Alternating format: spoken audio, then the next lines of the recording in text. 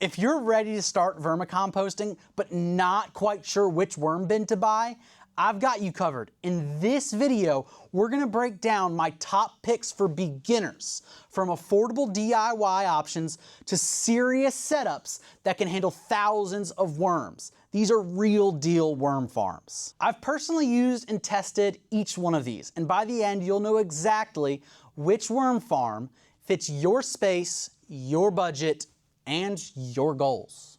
And hey, stick around for the end for a bonus risk-free option that is almost free and works better than you think. All right, number one, let's start with my all-time favorite for big output, the Urban Worm Bag. This is a serious option for anyone who wants a set it and forget it worm farm.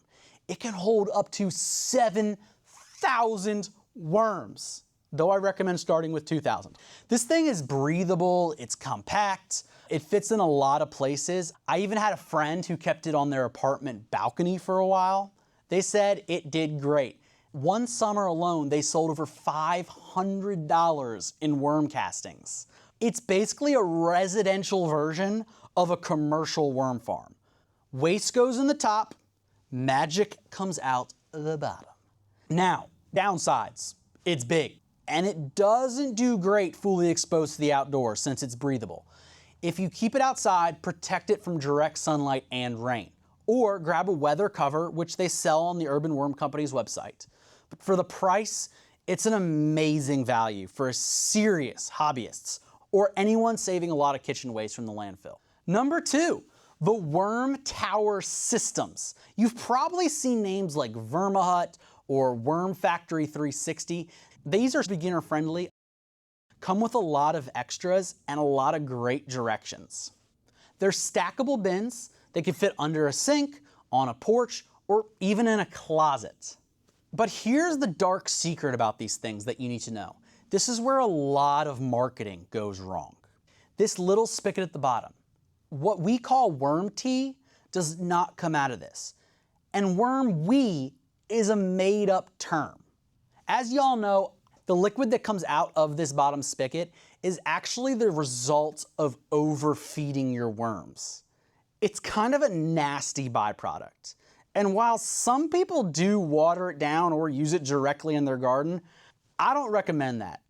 It's the only thing I'll ever recommend just throwing away. But if you're doing things correctly, you really shouldn't have that anyways. Now, some people love these systems, and they do work, and they're kind of fun. I just find for the price, the output is smaller than some of the other options. Still, if you're in an apartment or have limited space, this might be the right fit for you. The amount of worms, just like any bin, is surface area, not depth. So make sure you look at the manufacturer's recommendation or measure the bin yourself before ordering the worms. And for this case, it's gonna be the surface area of each tray, not the trays added together. About a pound of worms per square foot is a great place to start. Now, option number three, and you really can't go wrong with this. You can find them for really cheap at a place like Walmart or Costco. And that is the 27, 37 gallon tote. I have seen these stacked 100 to 200 high, and people with commercial operations using these things. Most of them, you can start with about 2,000 worms.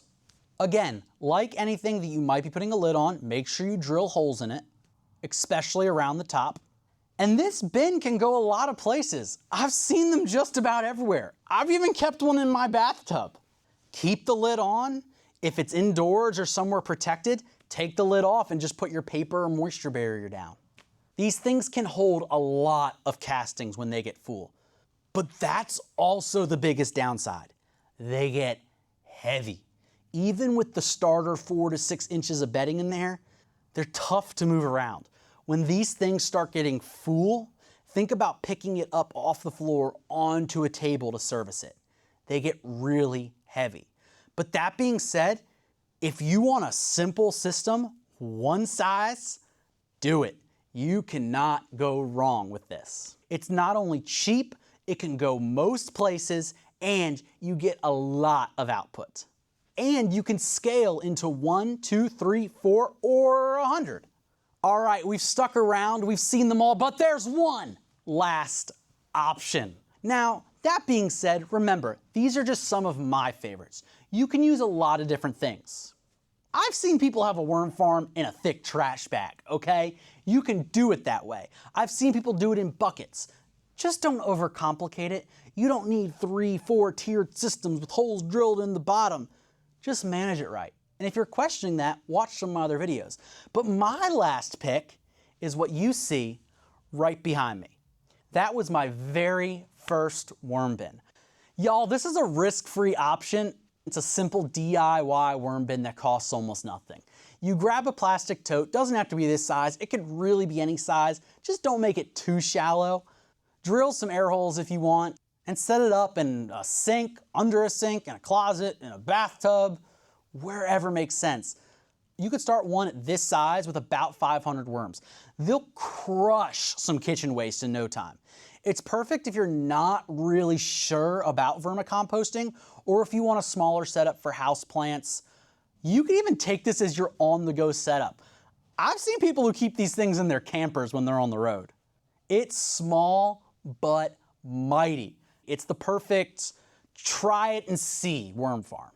One thing I'd say about these is they may not regulate their temperature very well, so unless you have a heated and cooled environment, I wouldn't go throw this thing out in the middle of the yard. Key takeaway, whether you want a professional setup like the Urban Worm Bag or a compact tower for your porch or a budget DIY bin, these have been my top picks for beginners. If you have any questions, let me know below.